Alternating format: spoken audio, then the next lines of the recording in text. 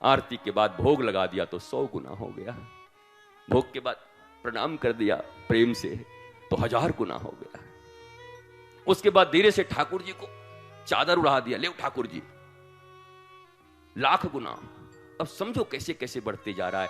पर उस एक के अभाव में कुछ नहीं। वेद में 1 लाख श्लोक हैं, 80,000 कर्मकांड के हैं, 16,000 उपासना के हैं और 4,000 ज्ञान के हैं। कर्मकांड से प्रारंभ जरूर होता है धर्म का, पर विश्राम ज्ञान के 4,000 श्लोकों पर होना चाहिए।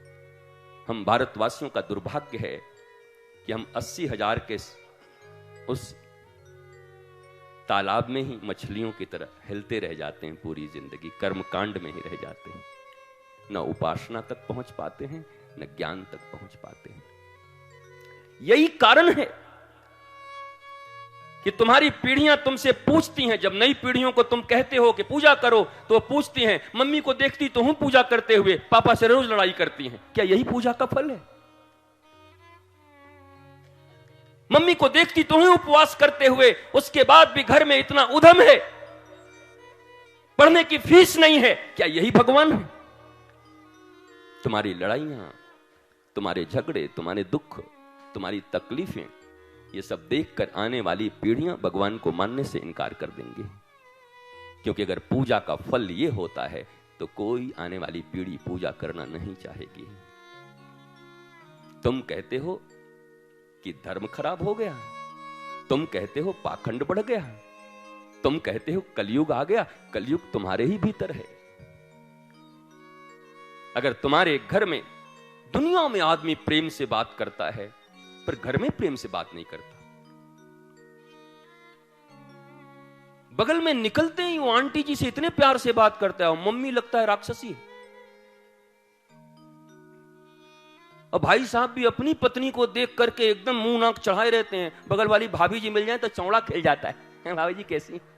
कमाल है यार, अपने घर में नहीं हंसते, अपने घर में नहीं मुस्कुराते, अपने परिवार के पास आनंदित नहीं रहते, अपने बच्चों के पास आनंदित नहीं रहते, प्रसन्न नहीं रहते। मुस्कुराया करो, जरा मुस्कुराइए, मंथरा को दूर भगाइए। मंथरा न भागे तो खुद भाग जाइए, और मंथरा का असर पड़ गया हो तो सदगुरु शरण में आ जाइए। बट मुस्कुराइए, मुस्कुराइए, मुस्कुराइए, जरा मुस्कुराइए। कभी पापा मम्मी को मुस्कुराते देखते नहीं बच्चे। दोनों में कौरव पांडव की तरह हमेशा लगा ही रहता है। वो भी कहता है, वाह ये तो रोज बट सावित्री व्रत करती है, संतोषी को मानती है, हनुमान जी को मानती है, एक कौ जगह जल छोड़ती नहीं है, एकादशी करती है, फिर भी मम्मी का ये हालत। और दादी भी खूब पूजा करती है और चपर चपर निंदा करती है मम्मी की। अब मम्मी बैठ के कहती कि बुढ़िया जीने नहीं दे रही है, बुढ़िया भी ऐसी है। अब बताओ, वो नौनिहाल जो तुम्हारे घर पर बच्चे छोटे छोटे आए हैं, उनके ऊपर क्या असर पड़ेगा? कैसे वो धर्म की तरह उन्मुख होंगे, कैसे प्रवृत्त होंगे? और तुम कहते हो धर्म में कुछ नहीं है। हमारा धर्म तो हंसता हुआ है, मुस्कुराता हुआ। अपनों के प्रति मुस्कुराहट रखिए, अपनों के प्रति, जिनके साथ रहते हैं। हमको कई ऐसी माताएं हैं, हम बोले मुस्कुराया करो, बोले इसको देख के मैं मुस्कुराऊं? ये मेरी जिंदगी बर्बाद का कारण यही है।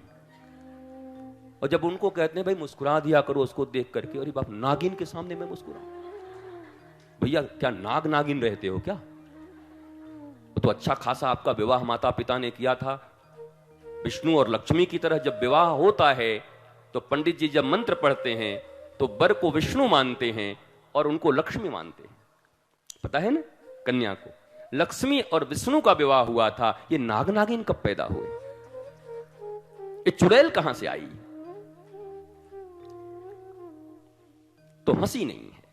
मुस्कुराइए, अपने बच्चों के पास बैठकर मुस्कुराइए। कभी दुनिया के पास मुस्कुरा रहे हैं, बुआ के लड़के लड़की आ जाएंगे, ले ले ले कैसे हो, और अपनी बेटी को देख के मर जा। ये क्या है? कहां गई तुम्हारी हंसी? कहां गए तुम्हारे मुस्कुराहट?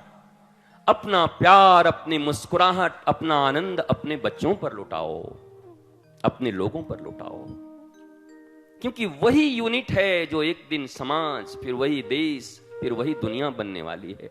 घर में सब गड़बड़ है और दुनिया में आप प्रेम फैलाओगे, कैसे संभव है? How is it possible?